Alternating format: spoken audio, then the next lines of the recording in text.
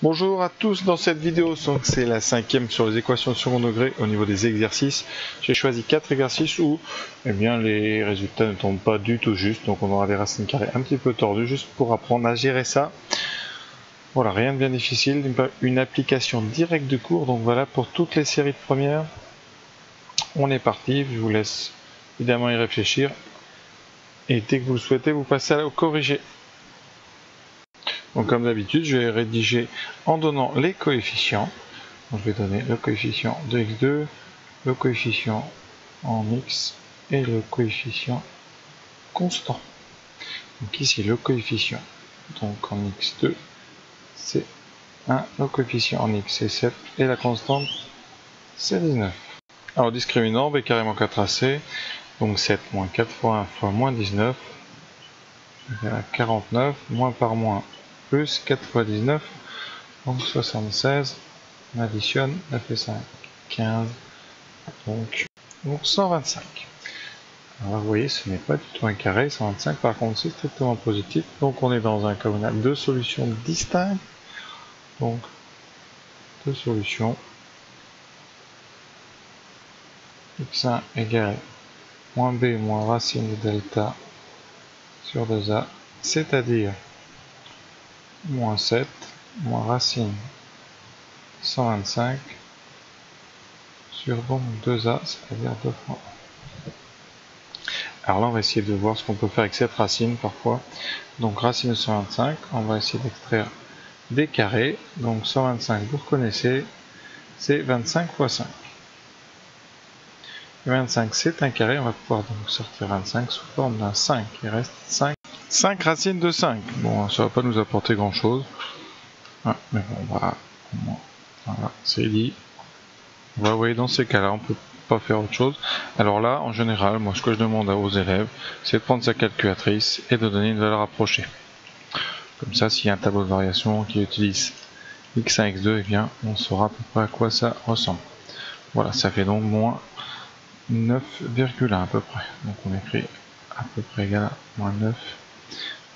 Pour x2, on fait pareil, là il n'y a rien à faire, on recopie. Donc ça fera 7 plus 5 racine de 5 sur 2. Et de la même façon qu'on l'a fait.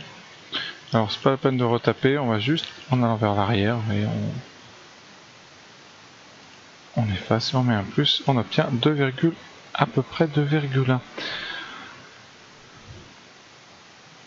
Alors sur le Texas, il existe un menu équation qui n'existe pas pour l'instant chez les Casio, mais chez les Texas, pardon.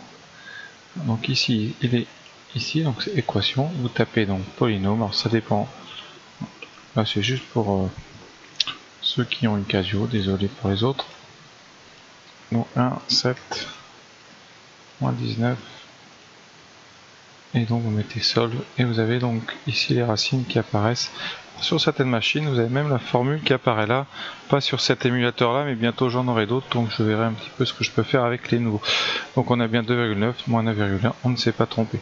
Pour ceux qui n'ont pas ce genre de menu, eh bien vous allez faire un menu, vous tracez, c'est tout bête. Vous pouvez faire soit un solver ici, mais je vous ferai une vidéo pour les deux machines, ne vous inquiétez pas, un peu plus tard.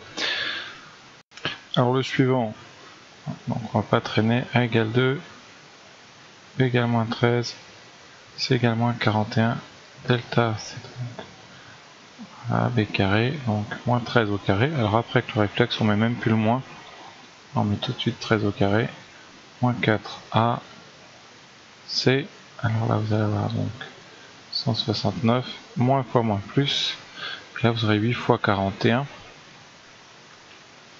Donc ceux qui ont du mal à calculer, de toute façon vous ferez la machine. Après 8 fois 41 vous aurez 328.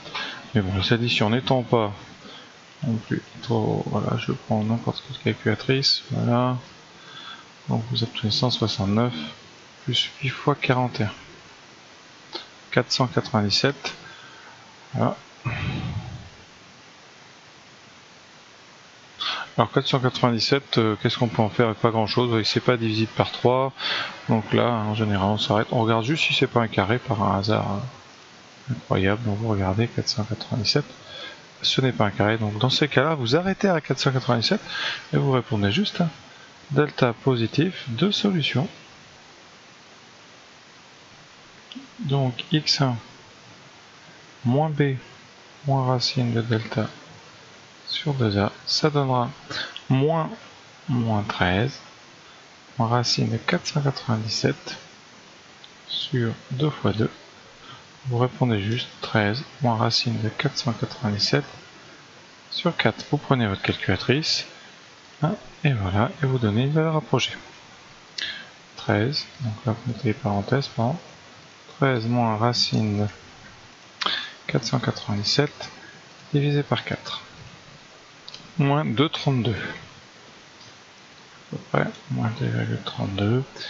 x2 vaudra 13 plus racine de 497. C'est les exemples finalement les plus simples, puisque bien, on s'arrête directement.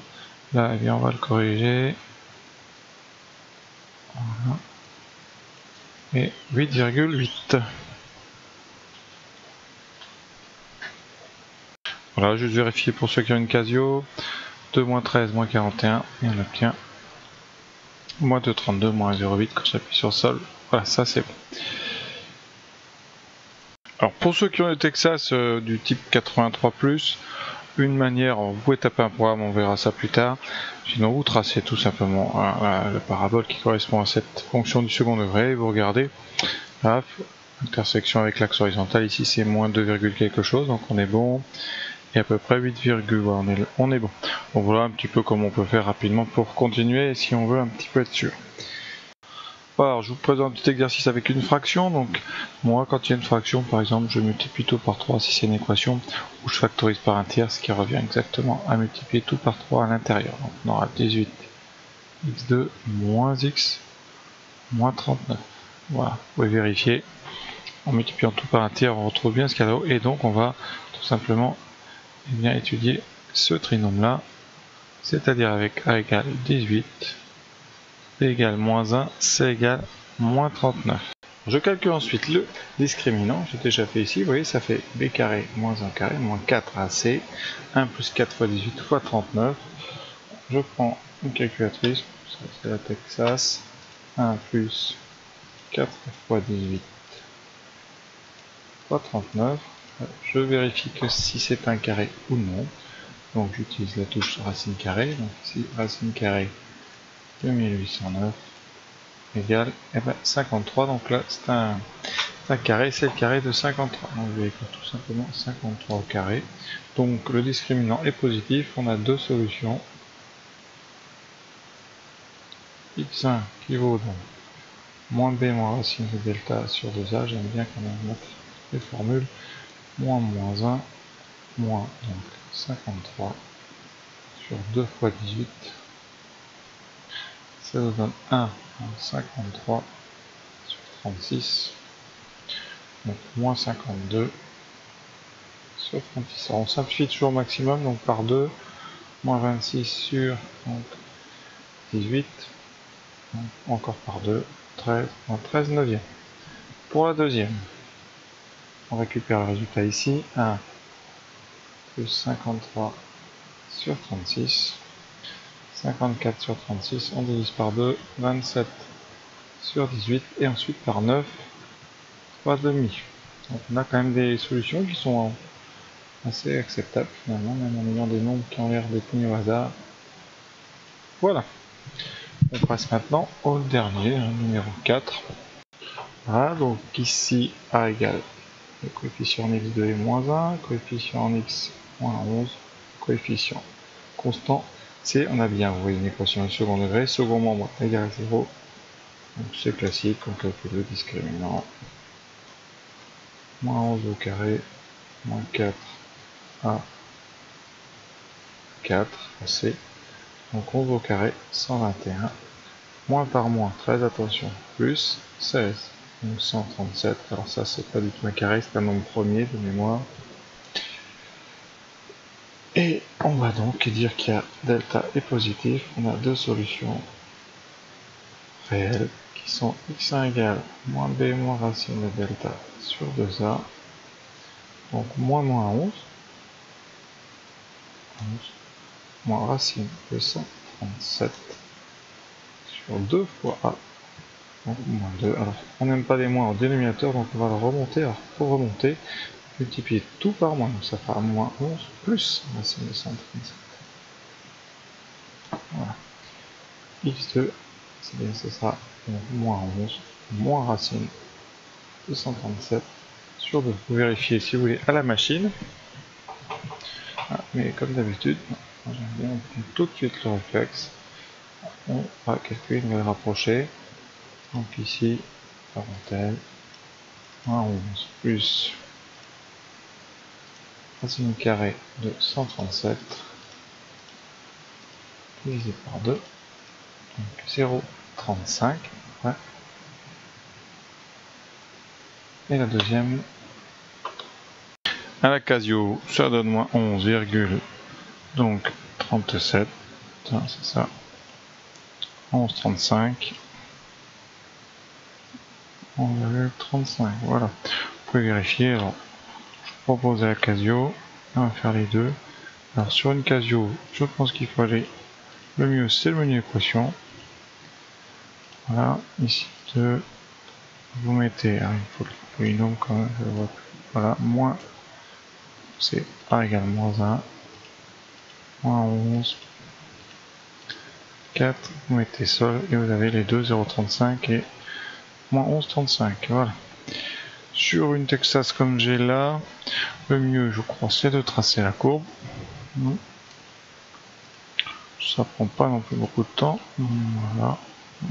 11x plus 4. Regardez. Voilà. Alors vous pouvez, si vous voulez, soit tracer. On met graphe. On a le 0,35, on n'a pas le moins 11. Donc vous allez changer la fenêtre. On va mettre en moins 15. Allez hop. Voilà. Vous avez effectivement donc celui qui est très près de 0. Après vous pouvez compter les carreaux. Hein, il y en a à peu près 11. Sinon vous encadrez.